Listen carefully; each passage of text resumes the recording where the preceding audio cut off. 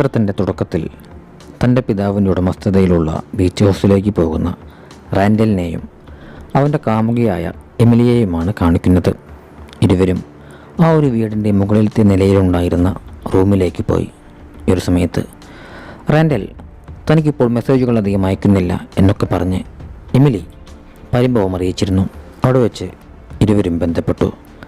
പിന്നീട് എമിലി അവിടെ നിന്നും ആ വീടിൻ്റെ അടുക്കളയിലേക്ക് പോയി. അവിടെ ഉണ്ടായിരുന്ന വാഷിംഗ് ബേസിനിലെ ഷെൽഫിൽ ആരുടെയോ ഗുളികകൾ ഇരിക്കുന്നത് എമിലി ശ്രദ്ധിച്ചിരുന്നു. അടുക്കളയിലേക്ക് പോയി തിരിച്ചു വന്ന് നോക്കിയപ്പോൾ ആ ഒരു വീടിനകത്ത് അപരിചിതയായൊരു വൃദ്ധയിരിക്കുന്ന കാഴ്ച എമിലി കാണാനിടയായി. ഭീതിയോടെ അവൾ റാൻഡലിൻ്റെ പക്കലേക്ക് ചെന്ന് കാര്യമറിയിച്ചു. അങ്ങനെ റാൻഡൽ കാര്യമന്വേഷിക്കാനായി ആ ഒരു വൃദ്ധയുടെ പക്കലേക്ക് ചെന്നു.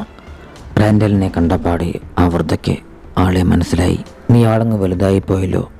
എൻ്റെ പേര് ജെയിൻ എന്നാണ്. നിനക്കെന്നെ മനസ്സിലായോ എന്ന് വൃദ്ധ റാൻഡലിനോട് ചോദിച്ചു. ഈ ഒരു സമയത്താണ് ജെയിൻ്റെ ഭർത്താവായ മിച്ച് അങ്ങോട്ടേക്ക് തിരിച്ചെത്തുന്നത്. ഞങ്ങൾ നിൻ്റെ പിതാവിൻ്റെ സുഹൃത്തുക്കളാണെന്നും ഏറെക്കാലമായി ഇവിടെ താമസിച്ചു വരികയാണെന്നും മിച്ച് റാൻഡലിനോട് പറഞ്ഞു. നിങ്ങളിവിടെ താമസിക്കുന്ന കാര്യം ഞങ്ങൾക്ക് അറിഞ്ഞിരുന്നില്ല. ഞങ്ങൾ ഏതെങ്കിലും ഹോട്ടലിൽ റൂം എടുത്തോളാമെന്ന് റാൻഡലും എമിലിയും അവരോട് പറഞ്ഞു. അതിൻ്റെ ആവശ്യമില്ല, ഇവിടെ ഒരുപാട് റൂമുകളുണ്ടല്ലോ. നമുക്കിന്നൊരുമിച്ച് ഇവിടെ തങ്ങാമെന്ന് മിച്ചും ജെയിനും സ്നേഹത്തോടെ അവരെ അറിയിച്ചു. അന്നു രാത്രിയിൽ അവരൊരുമിച്ചിരുന്ന് ഭക്ഷണം കഴിക്കുകയും മദ്യപിക്കുകയും ചെയ്തു. താനൊരു ഗവേഷണ വിദ്യാർത്ഥിനിയാണെന്നും പ്രകൃതിയിലെപ്പോഴും സൂക്ഷ്മജീവികൾ ഉടലെടുത്തുകൊണ്ടിരിക്കുകയാണെന്നുമെല്ലാം ഈ ഒരു സമയത്ത് എമിലി എവരോടും പറഞ്ഞിരുന്നു. ഈ നേരത്ത് ജെയിനെ മാരകമായ അസുഖമുള്ള കാര്യം മിച്ച് അവരോട് വെളിപ്പെടുത്തി. ഇതേ നേരം സമുദ്രത്തിലെ പാറകൾക്കടിയിൽ നിന്നും ഒരു പ്രത്യേകതരം ബാക്ടീരിയ പുറത്തേക്ക് വരികയാണ്. അത് സമുദ്രത്തിന് മുകളിലായി മഞ്ഞുമൂടിയ പ്രകാശവലയം പോലെ നിറഞ്ഞു നിന്നു. ഈ ഒരു കാഴ്ച കണ്ട് ആശ്ചര്യത്തോടെ അവർ 4 പേരും പുറത്തിറങ്ങി നോക്കുകയാണ്. പിന്നീട് ജെയിനും റാൻഡലും അകത്തേക്ക് പോയി. മിച്ചും എമിലിയും അവിടെ സംസാരിച്ചു നിന്നു. അല്പസമയത്തിനു ശേഷം ജെയിൻ ആ ഒരു അത്ഭുത പ്രതിഭാസം അടുത്തു കാണാനായി കടൽ തീരത്തേക്ക് നടന്നു. വെളിച്ചം പുറപ്പെടുവിക്കുന്ന തരത്തിലുള്ള ഒരു പ്രത്യേകതരം ബാക്ടീരിയയായിരുന്നു ആ ഒരു കടൽ തീരത്ത് ഉണ്ടായിരുന്നത്. മൂടൽമഞ്ഞ് പോലെ നിന്നിരുന്ന അവിടുത്തെ വായു ശ്വസിച്ചതോടെ ജെയിൻ മോഹാത്സല്യപ്പെട്ടു. ഈ ഒരു സമയത്ത് മദ്യപിച്ചുലൊക്കെ കെട്ടുകിടന്നിരുന്ന റാൻഡൽ മയങ്ങിപ്പോയിരുന്നു. ജെയിനെ കാണാതെ പരിഭ്രാന്തിയിലായ മിച്ച് അവൾ എവിടെയെന്ന് റാൻഡലിനോട് ചോദിച്ചു. അവൾ പുറത്തേക്കിറങ്ങിപ്പോയെന്ന് അവൻ മറുപടി നൽകി. ഉടൻ തന്നെ മിച്ച് റാൻഡലിനെ അന്വേഷിച്ച് ബീച്ചിലേക്ക് പോവുകയാണ്. പുറത്തേക്കിറങ്ങാനായി മിച്ച് വാതിൽ തുറന്നപ്പോൾ ആ ഒരു ബാക്ടീരിയയുടെ രൂക്ഷമായ ഗന്ധം എമിലിക്കും അനുഭവപ്പെട്ടിരുന്നു. പുറത്ത് മൂടൽമഞ്ഞ് പോലെ ബാക്ടീരിയകൾ പരന്നിരിക്കുകയാണ്. ഉടൻ തന്നെ എമിലി വീടിൻ്റെ വാതിലടച്ചു. ആ വായു ശ്വസിച്ചതോടെ എമിലിക്കും തല കറങ്ങുന്നത് പോലെ തോന്നി. അവളും ബോധരഹിതയായി വീണു. അല്പസമയത്തിനു ശേഷം എമിലിക്ക് ബോധം വന്നു. അവൾ മിച്ചിൻ്റെ റൂമിലേക്ക് നോക്കി. ഈ ഒരു സമയത്ത് മിച്ച് നിഗൂഢമാർന്ന ഭാവത്തിൽ അവളെ നോക്കിക്കൊണ്ട് റൂമിൻ്റെ വാതിൽ അടയ്ക്കുകയാണ്. അത് കാര്യമാക്കാതെ അവൾ റാൻഡലിനെയും കൂട്ടി മുകളിലെത്തിയ റൂമിലേക്ക് ഉറങ്ങാനായി പോയി.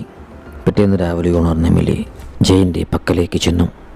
ഈ ഒരു സമയത്ത് ജെയിൻ നിരവധി ഗുളികകളെല്ലാം കഴിച്ച് നിഗൂഢമാർന്ന ഭാവത്തിലിരിക്കുകയായിരുന്നു. അതീവ ക്ഷീണിതയായിരുന്ന ജെയിൻ പിന്നീട് അവളുടെ റൂമിലേക്ക് നടന്നു. താൻ സഹായിക്കണോ എന്ന് എമിലി ചോദിച്ചെങ്കിലും ജെയിൻ ഒന്നും തന്നെ സംസാരിച്ചിരുന്നില്ല. ഈ ഒരു സമയത്തൊന്നും അവിടെ അവളുടെ ഭർത്താവായിരുന്ന മിച്ച് ഉണ്ടായിരുന്നില്ല.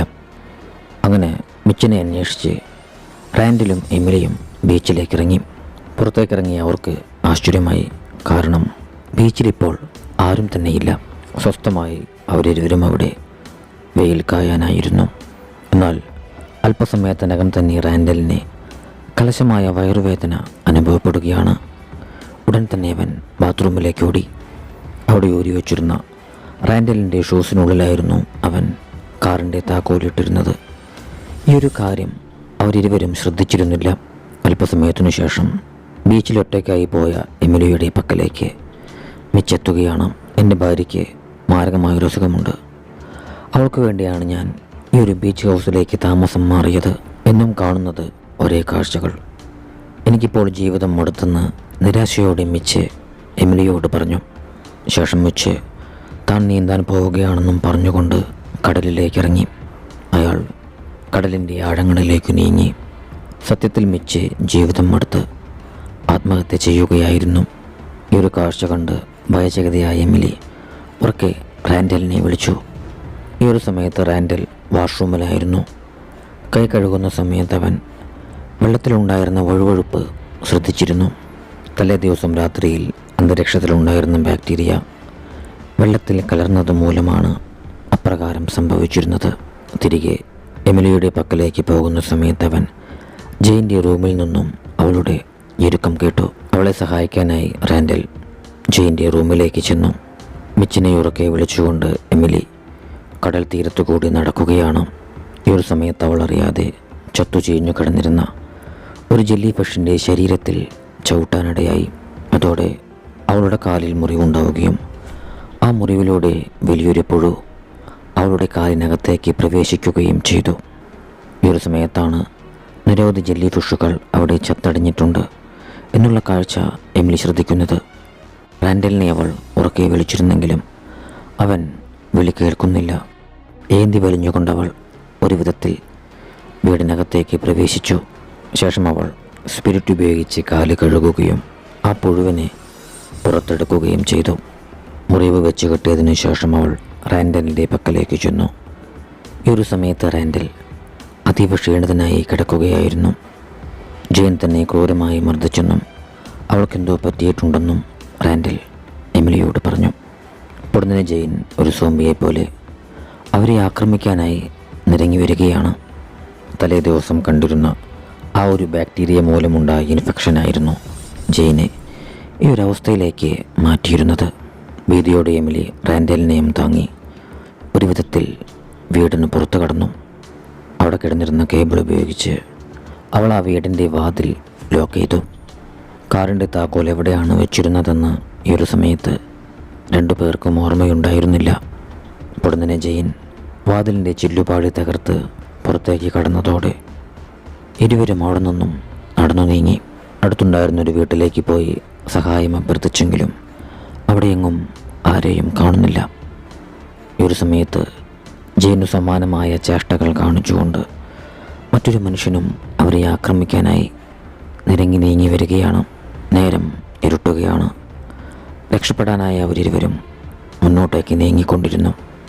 ഈ ഒരു സമയത്തെല്ലാം തലേ ദിവസം കണ്ടിരുന്ന മഞ്ഞിനു സമാനമായ ആ ബാക്ടീരിയകൾ അന്തരീക്ഷത്തിൽ തങ്ങി നിൽക്കുന്നുണ്ടായിരുന്നു. ഈ ഒരു സമയത്ത് എമിലി ഉപേക്ഷിക്കപ്പെട്ട നിലയിലുള്ള ഒരു പോലീസ് വാഹനം കാണുകയാണ്. ഉടൻ തന്നെ അവൾ ആ വാഹനത്തിലുണ്ടായിരുന്ന വയർലെസ് സിസ്റ്റം വഴി പോലീസുമായി കോണ്ടാക്ട് ചെയ്തു.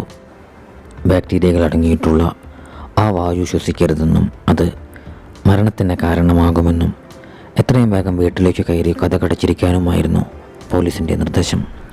ഉടൻ തന്നെ അവൾ റാൻഡലിനെയും കൂട്ടി അവിടെ ഉണ്ടായിരുന്നൊരു വീടിൻ്റെ ജനൽ തകർത്ത് അതിനകത്തേക്ക് പ്രവേശിച്ചു. ഈ ഒരു സമയത്തെല്ലാം റാൻഡൽ അതീവ ക്ഷീണിതനായിരുന്ന അവസ്ഥയിലായിരുന്നു.